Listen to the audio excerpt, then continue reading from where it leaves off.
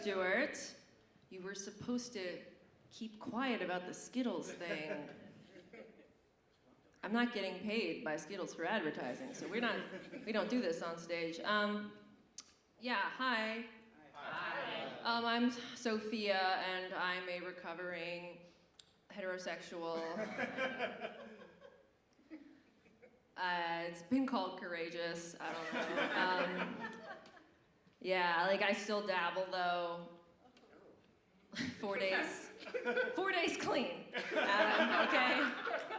Yeah, 4 business days. Business days clean, but it's something. I don't know. If you ever decide to try like quitting dating men, it's sort of like deciding to quit eating Chick-fil-A. You know, you like enjoy the product, you just can't support the organization anymore. Yeah, the temptation is strong though, you know, like they're everywhere, they're on every street corner. They got an app for it. And the service is very fast. It's almost too fast. Like someone's cutting corners fast, I don't know. They definitely are cutting corners.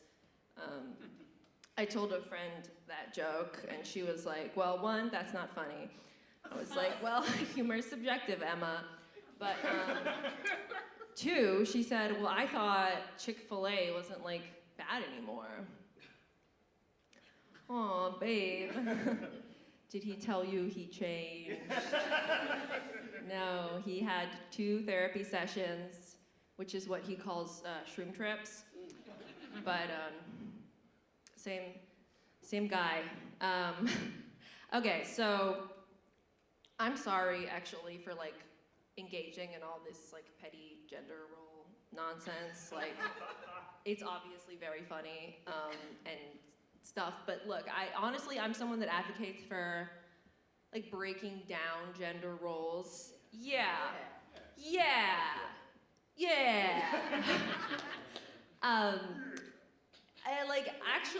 I was dating somebody once, a guy who said that like I opened his eyes to like what women could be.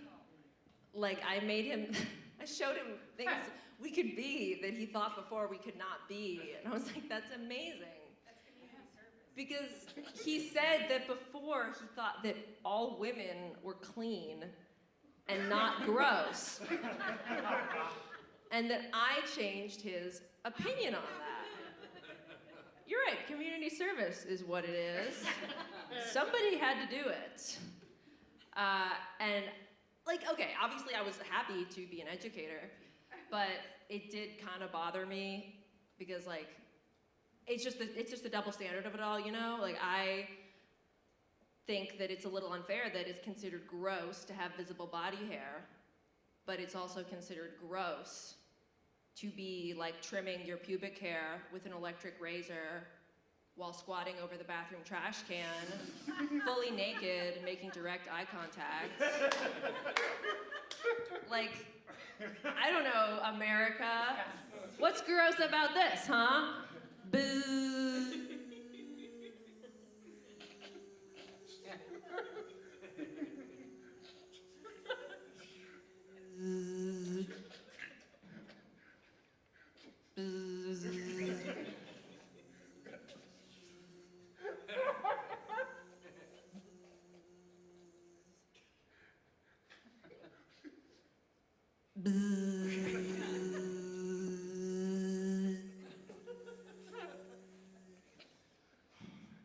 And then I tried to go back, and he was like, no, you can keep it. And yeah, I didn't see him again, but I take it as a win. Aw, no. Yes. I don't know if some would say that was an embarrassing moment, but I don't even know if I can experience embarrassment anymore. Actually, here's one thing that happened recently. I was on my way to improv comedy practice. That's it. It's the embarrassing story. I hope everybody that laughed does improv comedy. Because like, you're not supposed to laugh if you're not part of the community. Like, it's like part of like the culture, it's like a closed culture, like please show sensitivity to the community.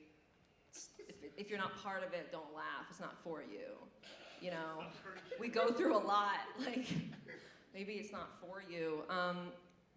I think that improv and stand-up are both really cool things to be doing with your free time, but they're different. And I know that because, like, I think that the movie Joker would have been different if it was about an improv performer. Like, I don't think it would have ended the same way. And part of that is because there's just not that much, like, latitude for intense humiliation with improv. You probably just quit after level 2. You're not gonna go viral for being bad at it, because nobody cares enough about improv to make you go viral for being bad at it. I think that probably that the dramatic ending wouldn't have happened. But here's a hot take I have. I think it should be easier to get an abortion, but harder to get bangs. Like, swap the regulations they have in place for that. Like, getting an abortion, you should be able to make an appointment within a week, and if you're feeling impulsive, even do it at home, probably. But for getting bangs, look, the studies show very few people regret getting abortions, but anecdotal evidence says that a lot of people regret getting bangs. And I think maybe that we should have a 72-hour mandatory wait and very judgmental counseling if you're trying to get them. I don't know, like, if you ever have known a white woman, she's been teetering on the edge before. And I see some of you in this room may even have been victims. It's growing out very nicely. It looks great. It's growing out very nicely. You know, in the counseling, they're like, there are other options. Have you thought about long face framing layers?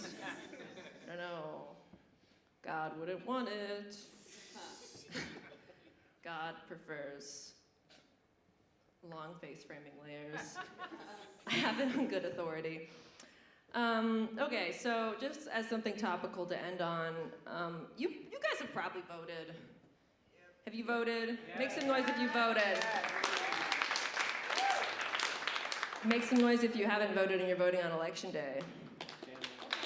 Make some noise if you're not in either group and you're refusing to vote. Get him!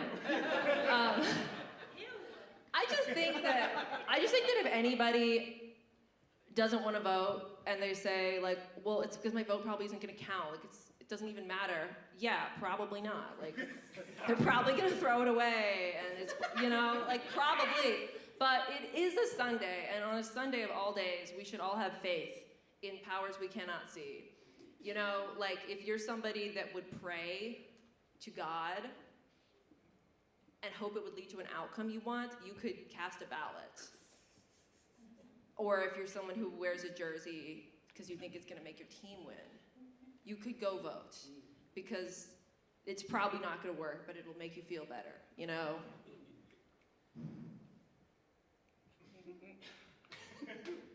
It didn't make me feel better.